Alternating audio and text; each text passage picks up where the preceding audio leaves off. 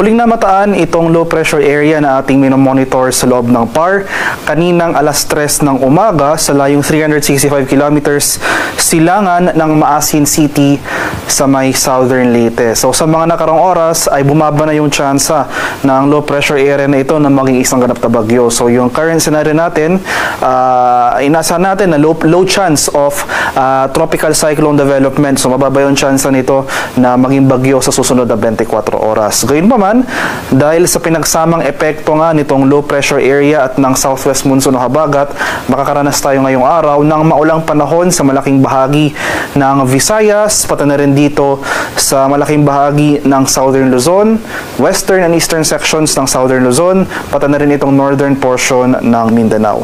Samantala sa Metro Manila at nalalabing bahagi ng ating bansa ay fair weather ang ating inaasahan ngayong araw.